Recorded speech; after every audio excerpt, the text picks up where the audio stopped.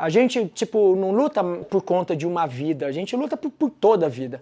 Então, são pessoas, são animais, é o meio ambiente, é a natureza, é a água limpa, é a produção de alimento saudável. Vozes LGBTI+, do Paraná. Bom, sou a Rose, né, para ficar gravado aí, para quem não percebeu ainda. Eu sou uma mulher trans, travesti. Às vezes eu me confundo nessas explicações, porque o travesti é sempre mais aquela questão política, né?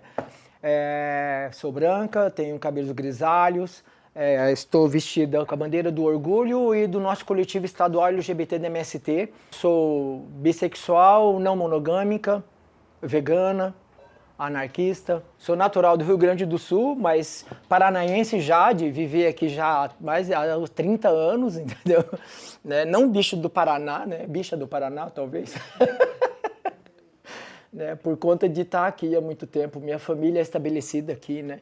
O coletivo, que é a minha vida, junto com a minha família, tudo é feito aqui no Paraná. Então eu construí todo um universo aqui no Paraná, de amor, de família, de luta, da minha militância. Então, sei lá, eu vejo aqui como o meu lugar, assim, de luta, de existência. Eu nasci numa família de militares, né, então de gente do extremo do interior, que uma parte era trabalhador rural analfabeto, né, e quando não estava na roça, entendeu, trabalhando, cuidando de cavalo, estava servindo o Estado. Então eram pessoas muito conservadoras. Meu passado é um passado de terror. A minha infância foi um terror, entendeu? Então eu fui um objeto de agressão, entendeu? De violência. Então tudo que antes de eu me entender quanto pessoa, eu já era agredida e não sabia por quê. Entendeu? Então, aí quando a gente começa a se entender enquanto pessoa LGBT, a primeira coisa que vem é assim, puta que bosta, a gente passa a se odiar, né? Porque não entende da onde que vem o ódio. E as pessoas falam que o ódio é teu, é por conta de ti, entendeu? Aí a primeira coisa que você começa a falar, caralho, eu sou essa bosta mesmo. Então, assim, aí a gente aprende a se odiar primeiro do que a se respeitar, do que a se amar. Então, eu, como muitas outras pessoas da minha época, entendeu? Se construí enquanto LGBT desse jeito, né?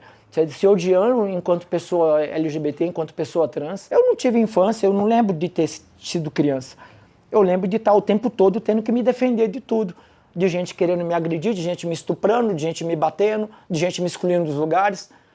Entendeu? Então, assim, eu não tinha tempo de brincar, eu não tinha convívio com outras crianças. Eu, fui expulsa da escola porque tentaram me estuprar dentro da escola, estupraram dentro da casa da minha mãe com 12 anos de idade, entendeu? Então, tipo assim, né, o tempo todo, ou eu não dormia, ou eu tinha que estar com uma faca do meu lado. Enquanto outras pessoas, outras crianças cis e heteronormativas, tinham infância, tinha direitos, podia rir. Eu não, entendeu? Eu não podia. As pessoas faziam revista das minhas coisas para ver se eu tinha coisa de mulher nas minhas roupas. E se achasse alguma coisa, tipo uma bonequinha, uma calcinha, qualquer coisa, eu era, tipo, assim, torturada, espancada, horrorosamente. Entendeu? Então, assim, é como se eu já tivesse desde pequena dentro de um presídio. Morro de tesão pelo Foucault, amo ele. Entendeu? Então, daquele do parada lá do vigiar e punir, né, do que ele fala, entendeu? Então, para mim, a família sempre foi aquele negócio assim doutrinador, entendeu? De colocar a gente sob vigilância e sobre aquele negócio de sempre colocar assim até onde que você é útil para pro sistema, para coisa toda. Parte de eu ser assim anarquista foi por conta disso, né? Eu nunca me encaixei em sistema nenhum. De todos eu fui expulsa. E é meio mérito também, porque ao mesmo tempo, assim, que eu não servi nenhum, entendeu? Eu sempre me rebelei e isso daí construiu uma identidade minha de não aceitar, de não me conformar com nada, entendeu? Porque eu nunca servia nada, eu não servia o Estado, eu não servia a escola, eu não servia a religião, eu não servia a família. Eu saí da casa da minha mãe, depois que tem uma tentativa de homicídio, tentaram me matar, aí eu saí, fugi. E fui pra rua. E fui morar, tipo, junto com outras trans de 14, 15 anos. A gente não era reconhecida nada, entendeu? E a gente não se reconhecia, sabe? Uma olhava para a outra e era estranho. entendeu? Porque tá todo mundo ali na transformação, né? Naquela construção de pessoa, de entidade. Eu morei em 1985 com 5 meninas. As 5 meninas que eram a minha referência de pessoas de travestis da época, todas morreram. Entendeu? Então morreu na mão da polícia, morreu de AIDS e duas morreu em manicômio. Naquele, sabe, num clássico do que é o nosso lugar, né, de travestis e mulheres trans, nesse período dos anos 80, né, sabe, tipo, era só isso que tinha. Isso que eu estava falando com vocês, eu me sinto uma fantasma, eu morri em 87. Então eu fui estuprada pela polícia, enfiando uma arma na minha boca na rua. A menina que estava comigo, depois a polícia matou. Nós achamos ela no lixão com tiro na nuca, no meio do lixo. Entendeu? Então, assim, pra mim eu morri naquele dia. Dali pra frente, assim, eu sei lá, eu entrei num processo meio suicida de existência. Pra mim, foda-se estar aqui. Foda-se qualquer coisa. Não tinha mais aquele negócio assim, eu luto pela sobrevivência. Não tinha mais medo. Eu acho que eu peguei, sei lá, o pior momento, entendeu? Nosso aqui, da nossa comunidade LGBT no Brasil. Eu estava em São Paulo em 1985, 87, na época da Operação Tarântula. Entendeu? Tipo assim, com gente morrendo.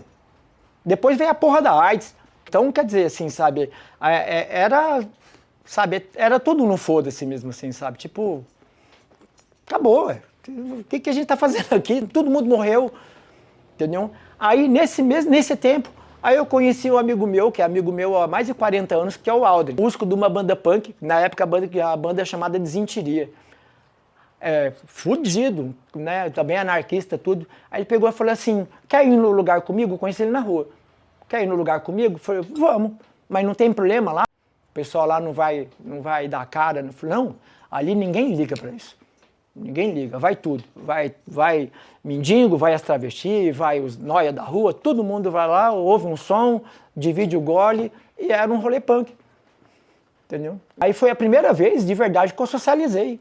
Sim, que eu encontrei pessoas que não eram do meu meio e que não eram pessoas que, como eu, tava tipo no modo, sabe, suicida de existência, ou com medo absoluto de viver, ou já querendo, tipo assim, já sabendo que vai morrer e não ligando pra mais nada. Aí eu conheci uma galera, tipo, que era totalmente diferente e sem aquela parada assim, tipo, me indagando quem que eu era. Quem que é você? O que você tá fazendo aqui? Tipo, ninguém olhou pra mim, ninguém perguntou o que eu era. Ninguém ligou, nada. Ô, cola aqui, você bebe, velho? Eu falei, bebo, tudo. Aí, tipo assim, tipo uma espécie de um tubão, sabe? É que eu gosto do tubão curitibano, né? Então, a minha referência é o tubão. Entendeu? Vodka com cine de gengibre. Puta que pariu, o melhor gole que tem no mundo, velho. Não, é assim, é a minha bebida preferida no universo. Se eu morrer, vocês podem colocar isso no funeral. Eu amo. Aí assim, cara, foi a primeira vez, velho, que eu troquei ideia com uma galera que não era da rua, que não era LGBT e que veio falar comigo de política. E eu praticamente analfabeta. Aí me deram uma porra dos fanzines, ó, isso aqui é o nosso fanzine lá, o Aldrin deu o fanzine que ele escrevia, e eu não sabia ler direito, cara. Eu fiquei tão puta de eu não saber ler aquele bagulho que eu falei, agora eu vou aprender a ler. E aprendi. Eu sou autodidata. Fui expulsa da escola na 3ª série. E, tipo, na escola eu era inútil. Eu não aprendi nada. E fui aprender depois por conta disso. E fui aprender nos fanzines anarquistas, dentro do movimento punk.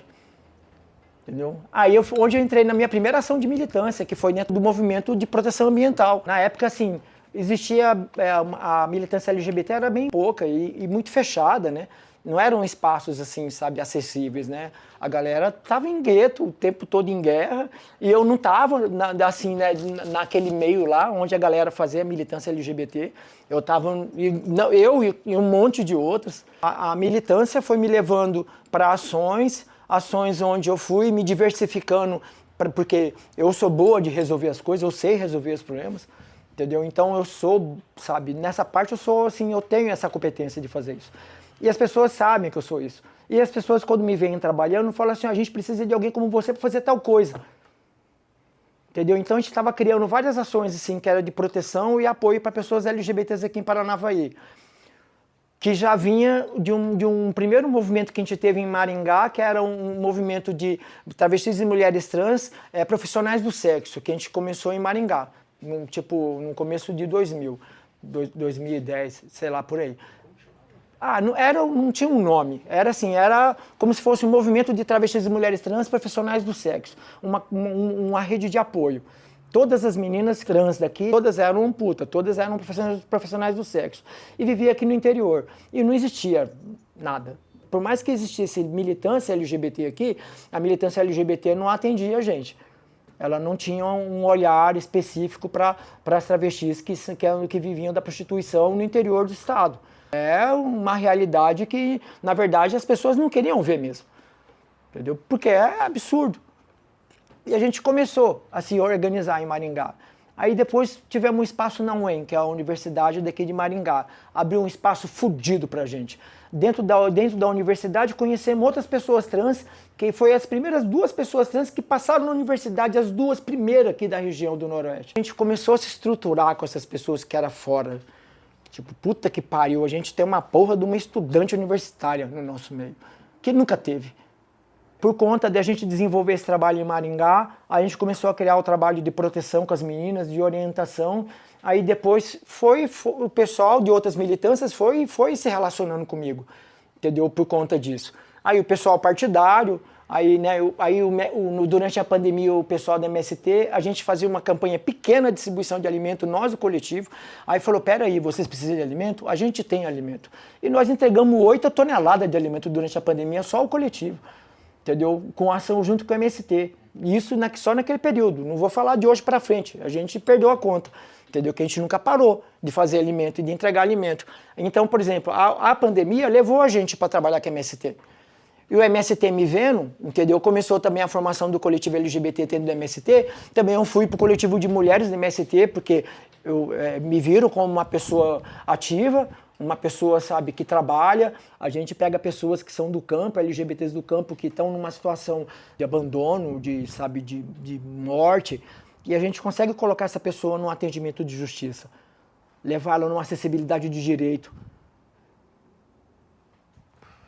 Isso é um regaço fazer isso daí, entendeu? Pra gente, pra nossa comunidade, eu que, vivi tanto tempo sem imaginar que um dia a gente conseguisse fazer isso, e a gente vai desenvolvendo. Então hoje eu estou no Conselho Municipal do Dia da Mulher, então assim, vai se abrindo as coisas conforme a gente vai trabalhando. Então eu não sei mais o que é a minha militância hoje, eu faço tudo.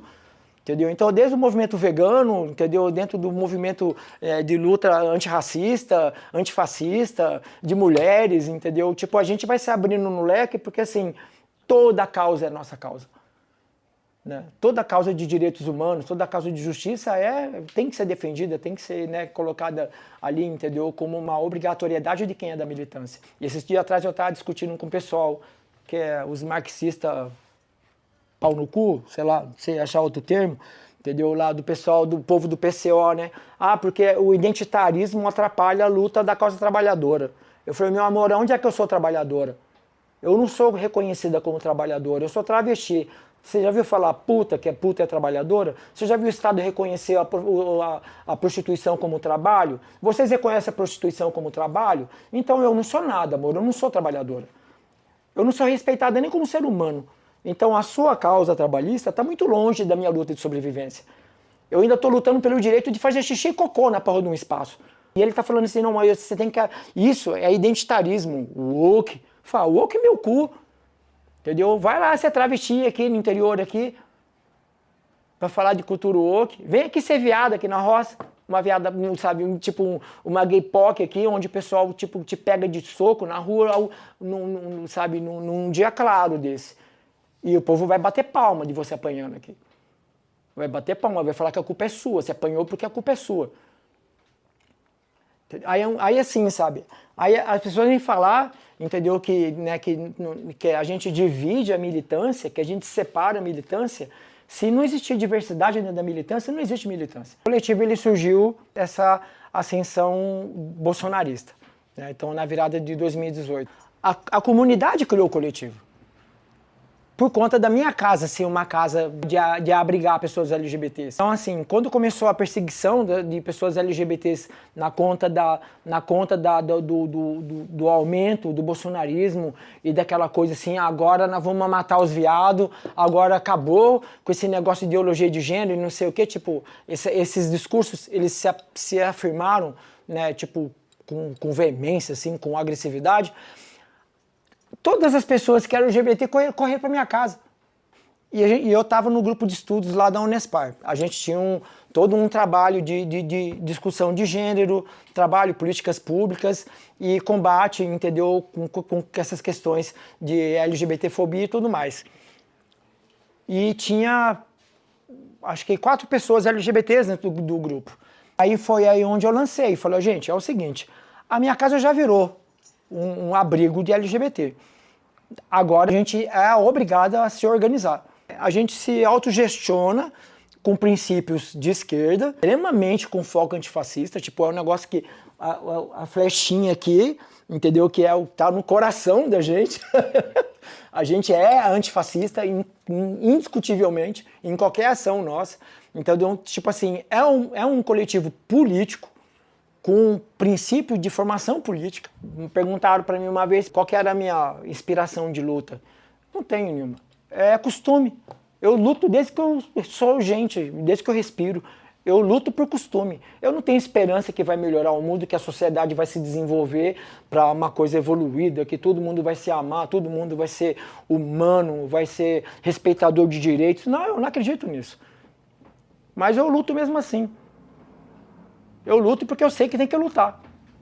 Se eu não lutar, se outras pessoas não lutassem, eu não estaria aqui. E o legado é esse daí. O legado é a gente lutar. O legado é não dar paz. Entendeu? Tem a frase do Zapata, entendeu? Que é assim, né? Enquanto não houver justiça para o povo, que não haja paz para o Estado. Então eu estou nessa posição de não dar paz para quem nos persegue.